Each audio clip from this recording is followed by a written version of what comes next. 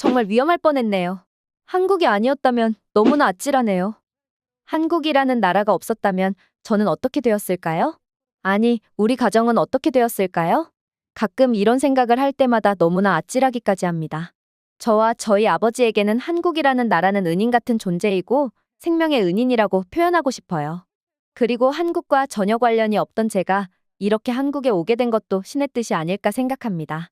그동안 아버지는 없는 형편에도 매달 꾸준하게 작은 기부를 하고 있었고 덕을 쌓으면 복이 온다는 한국 속담처럼 정말 저희 집에도 복이 찾아왔거든요.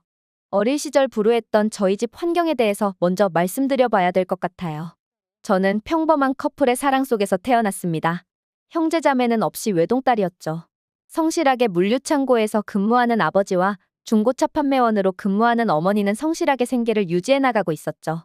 그렇게 다른 집안들과 별다를 바 없는 줄 알았던 저희 집에는 문제가 하나 있었어요. 당시 33살밖에 되지 않았던 엄마는 알 수 없는 이유로 가정에 소홀히 하기 시작했습니다. 아직 초등학생밖에 되지 않은 저를 두고 밖으로 나간다거나 모르는 아저씨를 집에 초대하거나 그랬습니다.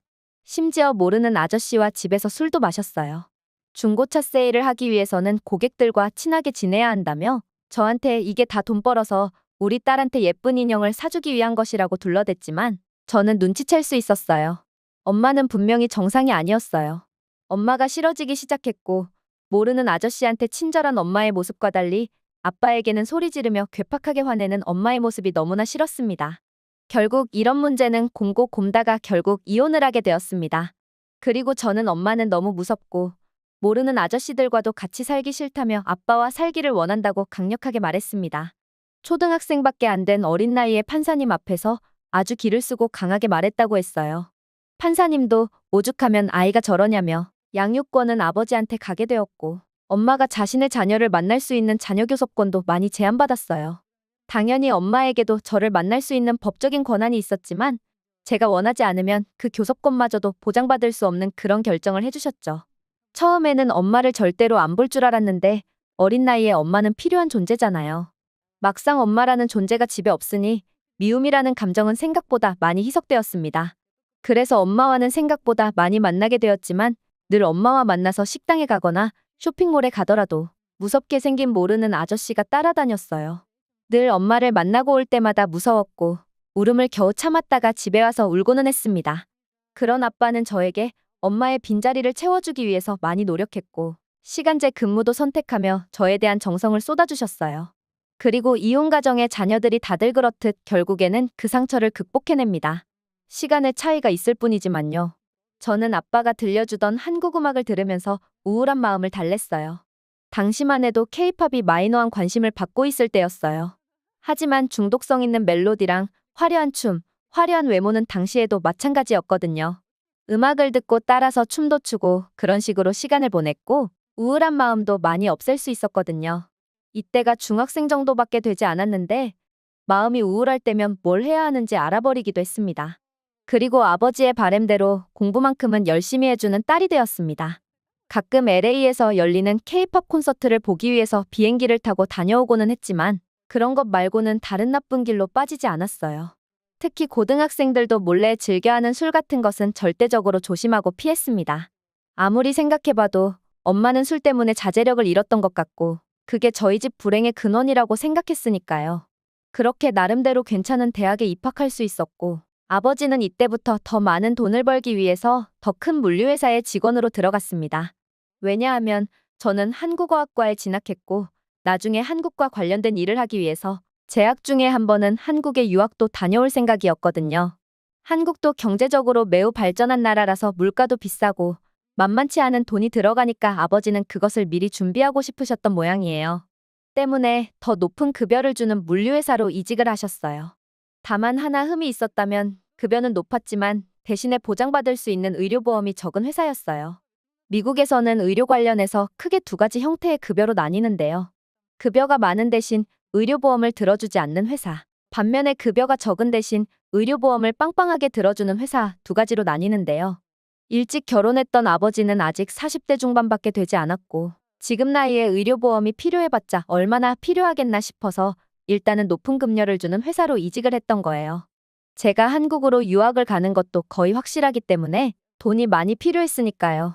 그렇게 아버지의 지원을 받으면서 한국에서 행복하게 학교 생활을 하고 있었어요.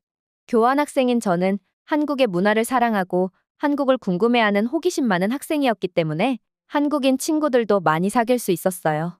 저는 행복했지만 한 가지 우려되는 게 있었습니다. 제가 미국에 있을 때는 아버지가 술을 못 마시도록 컨트롤할 수 있었어요. 제가 술에 대해서 나쁘게 생각하고 있기도 했고, 아버지는 도수가 높은 위스키를 즐겨 마시는 편인데, 술이란 게 한 잔을 마시면 더 마시고 싶고, 그게 반복되면 어느새 취해서 자기 몸도 못 가누는 상태가 되잖아요. 하지만 힘든 일을 하고 오는 아버지가 피로회복제라며 한 잔씩 마시던 위스키였고, 두 잔째로 가려고 하면 제가 못 마시게 막았거든요.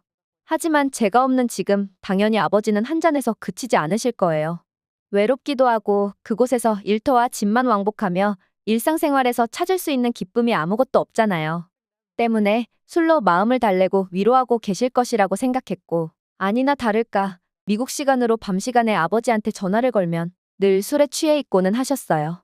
한 잔만 마셔도 약간 취기가 돌아서 기분 좋아하시던 아버지였는데 두 잔 이상 넘어가면 아마 몸에 부담이 갔겠죠.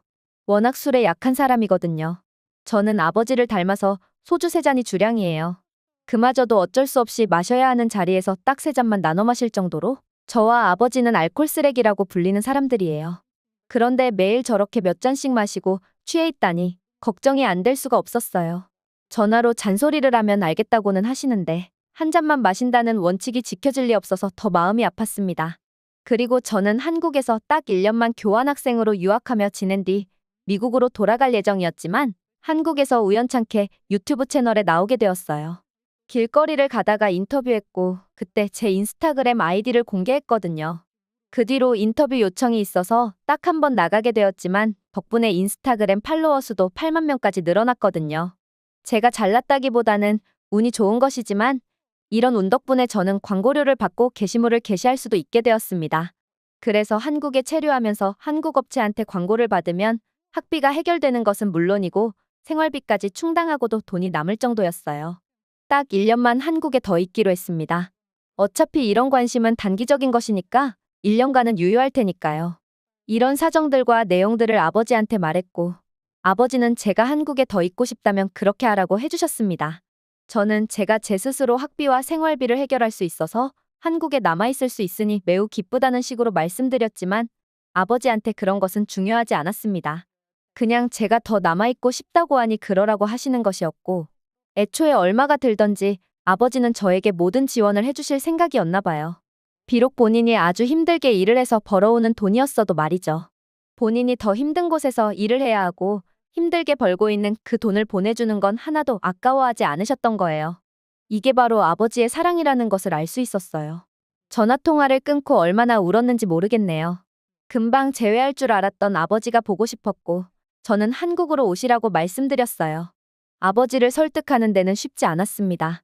아버지 입장에서는 일단 회사를 쉬어야 했고 제가 지금은 수익이 있지만 언제 끊길지도 모르고 그러면 다시 아버지가 돈을 보내줘야 하는데 수익이 끊기면 안 된다며 말이죠.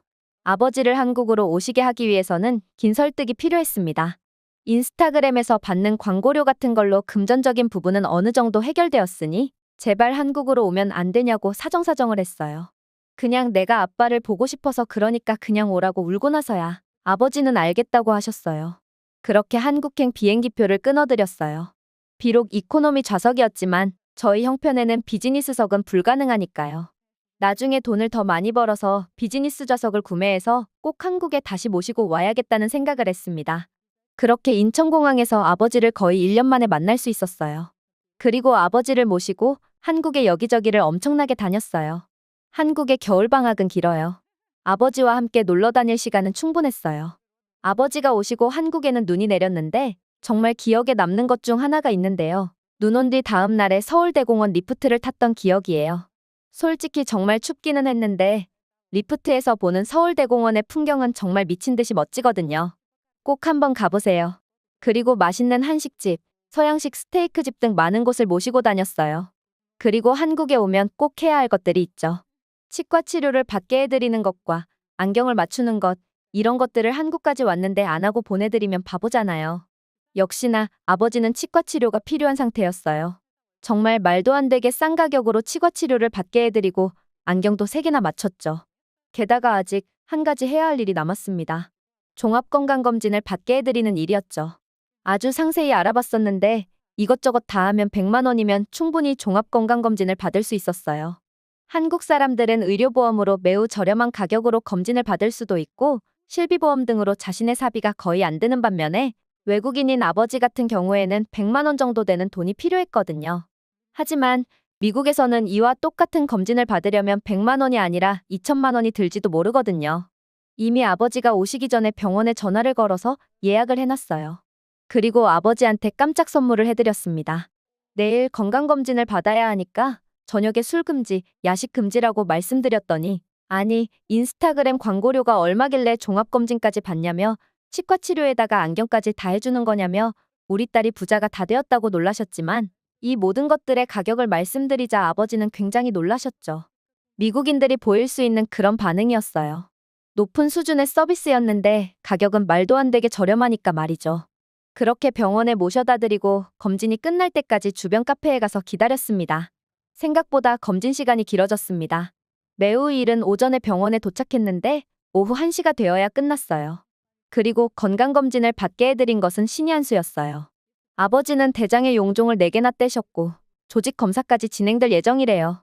게다가 위 내시경을 하는 중에 위선암이 발견되었다는 거예요. 그리고 그날 바로 수술일자를 잡았는데 미국으로 돌아가야 하는 일정이 있으니 당장 일주일 뒤로 예약까지 하고 왔습니다. 어느 정도 각오는 했지만 정말 충격적인 결과였습니다. 이걸 모르고 그냥 사셨으면 진행 속도가 빠른 위암 같은 경우 지금은 수면 내시경으로 완치가 가능한 수준에서 끝나는 게 아니라 정말 목숨을 걸어야 했을 수도 있었기 때문이에요. 그리고 대장의 용종은 다행히 악성이 아니어서 그냥 잘 마무리되었지만 이것 또한 몇 년간 방치했다면 그 결과는 아무도 장담할 수 없는 것이니까요. 그리고 아버지는 한국에서 위선암 수술을 받으셨고 그날 걸어서 들어갔다가 건강하게 걸어서 나오셨어요. 그리고 미국으로 돌아가기 전 검진 결과표라고 한 건의 작은 공책으로 만들어서 주더군요. 저는 그것을 번역하는 회사에 맡겨서 영어 버전으로 똑같이 책으로 만들었어요. 그리고 그것을 아버지께 드리고 그 안에 어떻게 해야 하는지 수칙 같은 게 있고 뭘 조절해야 하는지 뭘 먹어야 하는지 다 적혀 있다며 이대로 실천하라고 말씀드렸죠. 그리고 아버지도 한국에서 받은 건강검진 결과와 간단한 수술을 경험하고 사실 많이 충격을 받으신 상태였기 때문에 이제는 술도 드시지 않고 일도 무리해서 하지 않으시겠다고 하셨어요. 이 모든 것들을 미국에서 했다면 저는 길거리에 나가서 피켓을 들며 우리 가족은 병원비 때문에 파산했습니다. 제발 도와주세요 라는 문구를 적어서 구걸을 해야 했을지도 모르죠. 저와 아버지는 아주 오래전부터 유니세프에 매달 $20씩 후원을 하고 있었어요.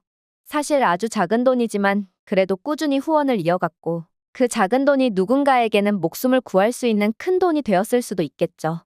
아버지와 제가 10년 넘게 꾸준히 누군가를 지원했었고 누군가에게 힘이 되었기 때문에 저희도 이렇게 한국에서 복을 받게 된 것이라고 생각하고 있습니다. 제가 이렇게 지구 반대편 한국이라는 나라에서 이런 좋은 제도를 잘 활용하고 덕도 보게 되었다는 것에 크게 감사하고 있어요. 이제는 저도 한국을 떠나지만 한국은 저에게 평생 잊지 못할 곳으로 기억될 것 같습니다. 그리고 평생 한국에게 감사하는 마음으로 살겠습니다. 정말 감사합니다. 제가 들려드릴 이야기는 여기까지입니다. 다음에도 좋은 영상으로 다시 찾아뵙겠습니다. 이상 돌고래TV였습니다. 감사합니다.